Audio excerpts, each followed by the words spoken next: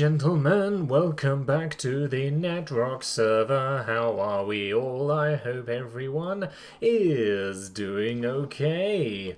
Welcome. So, let's get straight on into things. First and foremost, for some bizarre reason, we're in Minecraft 1.10. Don't ask me how or why. That is just a thing that has happened. Oops, that's not the button. There we go. Yeah, for some reason, Mojang just decided, hey, we're going to release Minecraft 1.10 like 4 days after 1.9. So now we've got a whole ton of new features that actually no one really knows what to do with and hasn't had much time to explore with the old ones. So, hey, that's interesting, at least, I suppose. We're gonna have a little tour around, a little walk around first. I'm going to show you some things that have been happening here at home, and then we're going to talk about some other things. So, first and foremost, I'm going to do some trading with some villagers. Now, I don't need a great deal of some of this stuff. We're just going to put some of this away in here for now until I need it a bit later on. Actually, I do need that. I need to make some paper as well. So, first and foremost, it's weird to now be kind of in 1.10. For some, I do not understand, but there we go. I never normally understand a great deal anyway, so nothing new there, I suppose. We're going to go ahead and do some trading, and I'm going to talk about something really tragic. So, I needed 7 mending books. 7. And it just so happens... Oh my god, this is going to be super loud, isn't it? How do I turn the villagers down? Oh, they are friendly creatures. Okay. So, I needed 7 mending books for various tools and pieces of armour. And it just so happens that Morgan was selling mending books for 12 diamonds. Oh, you've done those already. For 12 diamonds each. Now, that's probably... It's a little bit expensive, but, you've got to think about what mending's giving you here. Essentially, it is giving you unbreakable armour. You only need 1 piece of armour. Oh, he buys pumpkins as well. Good man. You only need one of everything, basically, and you're set. So, it's expensive, but it's well worth it, I think. So... I went to his shop in Spawn and bought myself 7 mending books so that I could make all of my stuff mending and all that at 12 diamonds each. So for those who can't math, that's 84 diamonds that I paid to Morgan. So you're welcome. He is rolling in it. Then I came back and I did some trading with some villagers. I had this guy, the librarian. 25 sheets of paper for an emerald is not too bad. I'd done some trading with him. I gave him the paper and he was very grateful to receive my paper. And, I bought... what did I buy? I bought some bookshelves off him and I bought some glass from him as well. And then he proposed a looting book. So I gave him some more paper. Then he gave me that! I spent 84 diamonds on 7 mending books when I could have spent probably a similar amount on paper to then trade emeralds with this guy and get him to give me my own. So I'm talking to you directly now, Morgan. Would you perhaps maybe consider refunding my diamonds if I get you another load of mending books so that you don't have to spend the resources on them, maybe? It doesn't matter, we can find more diamonds, it's cool. It's just a little bit annoying that I should have traded first. I should have done all the trading first before I went and did the shopping. But, the mistakes were made. This is what happens. We just got to kind of roll with it. I am, however, going to be swimming in the old emeralds soon, which, might not be as valuable or as useful, but is certainly a statement of wealth, to say the least. I'm not really interested in the rest of that, to be honest. So I've got a couple of other traders here. This guy I need to kind of explore his trading tree a little bit. I haven't really delved into that. You're back there, but I've got no more paper. This is my cleric guy. He's a winner. He's amazing. We're keeping hold of him. The villagers I'm keeping, I've taken the buttons off so I don't accidentally execute them, because that's something that can happen. I accidentally threw a very valuable pick into one of my waste disposal systems, never to be seen again, the other day. That was really heartbreaking and actually rather embarrassing. So, you know, mistakes were made. Mistakes do happen. So I thought, you know what, I'm going to get rid of the buttons so that I don't risk throwing my villagers away. Could still happen as well. And we're turning to night, so we'll leave the trading there for now. We'll come back a different day.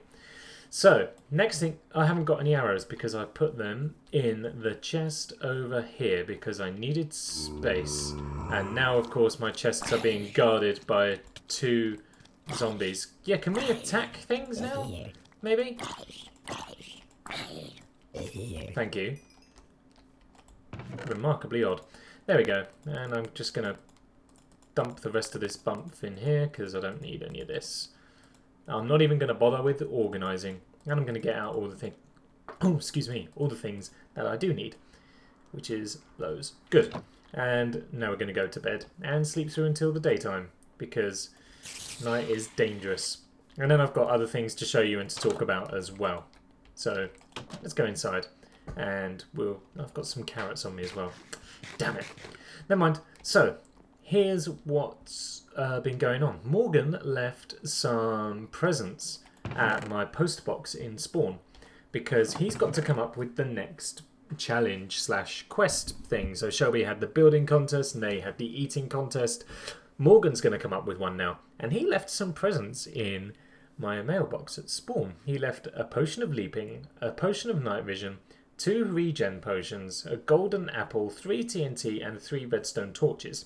I have absolutely no idea what he could be planning to do with those, so that will be interesting to find out in due time. But for now, I shall just have to be content in confusion. Other than that, there's not really much else to do, so we're going to go to bed. But before we go to bed, I say there's not much else to do. I'm completely lying. So the first thing that we're going to do, now we're up here, I'm going to turn the mobs back up. First thing I'm going to do when we're up here, I'm going to turn blocks up because 1.10's introduced something. I didn't think this was a thing in 1.9. Either it was and I didn't notice, or it was new for 1.10. But opening ender chests sounds amazing.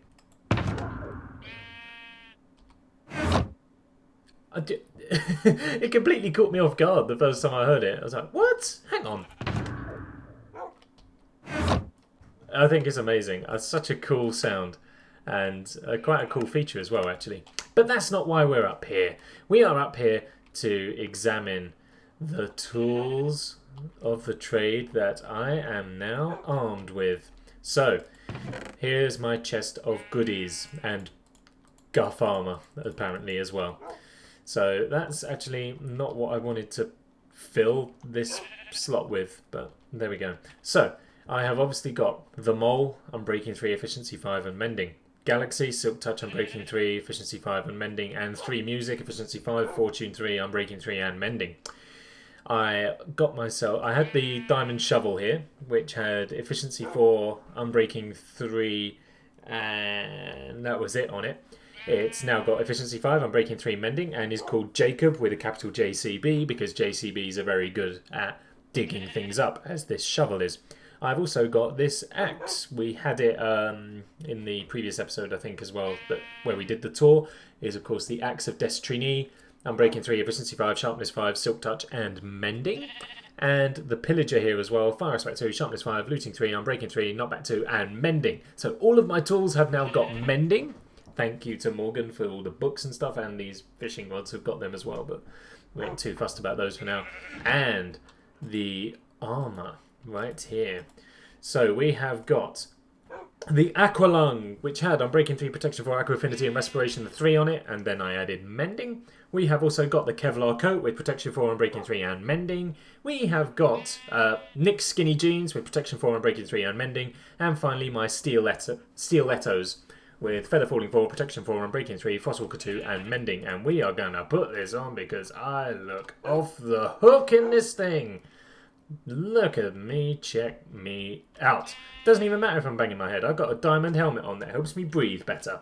That's awesome. And of course we got all this other cool stuff as well.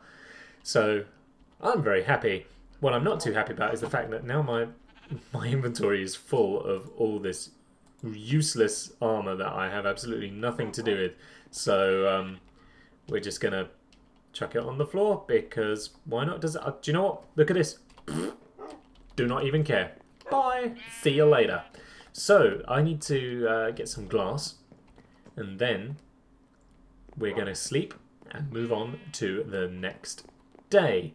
Glass, where do I put you? You're in here. It's awesome. Right. So I think that's pretty much everything now sort of caught up. I've done a bit of work on my path and prettifying other bits and pieces and all that sort of thing, but that is what it is. So we now are going to step outside. This is what we're going to do some work on in a moment. But before I do, because I've just thought of something else new, not new, but something else to talk about. And that is the slime farm, which is down this big hole that I can't really show you because I'm being harassed by all the denizens of horror. Thank you. So, that hole with all the vines in it leads down to the slime farm. Now, ordinarily, you cannot get vines to grow side by side like this in the corners. What you have to do to get this to happen... Guys, will you shut up? That's better. What you have to do is you have to put a block like on there and on there and on there and on there. Okay? So you can put a block on there and then you can put the vine on that block and it will grow down. Whilst that's happening, you can put a vine on that block there and then the two will grow down together in the corners like that. Ordinarily, not possible to do. If you was to put a vine there and then you put a vine there, it would delete that first vine. So ordinarily not possible, but it can be done and it just keeps things looking nice and neat. And it also keeps things safe. It means you can't fall to your death, but we have got slime box at the bottom just in case. And of course Feather Falling 4 on my stilettos. And this is the slime farm now, which takes advantage of quirks in the slime's AI. Because for those of you who are not aware, slimes don't like iron golems. So they will spawn in, see the iron golems and jump to try and get them, throwing themselves into this cactus repeatedly until they die. And when they do that, they split up into the other ones who also don't like iron golems and will also throw themselves into the cactus until they die, and so on and so forth until we are just left with slime balls. And it is a damn decent farm. So we got 22 plus 31. Let's do some working out here. Let's see how many slime balls we have got here. And I've only been on the server for what, about 15 minutes now, just dossing around here. That's another 33 right there. And over here, there's another 3. So look at that. Like, we've got 64 plus 25, nearly a stack and a half of slime balls, just through, well, not doing a great deal. This is an awesome little thing. I'm going to wait for my fan to shut up before I continue talking. Is that okay? Cool.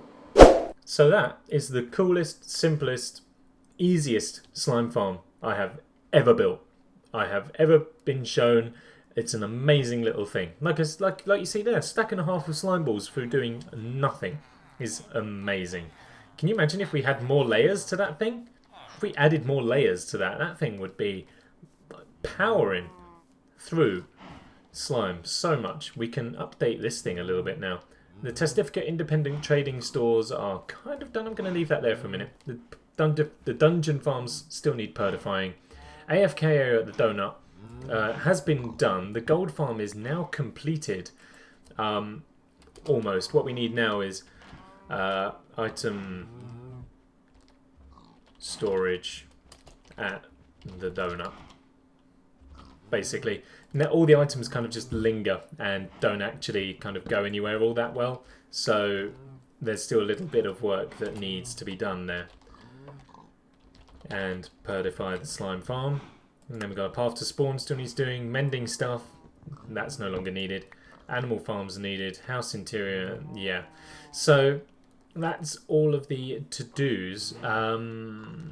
which is awesome. We've crossed one thing off the list. Fantastic. With all that being said and done, let's go over to this.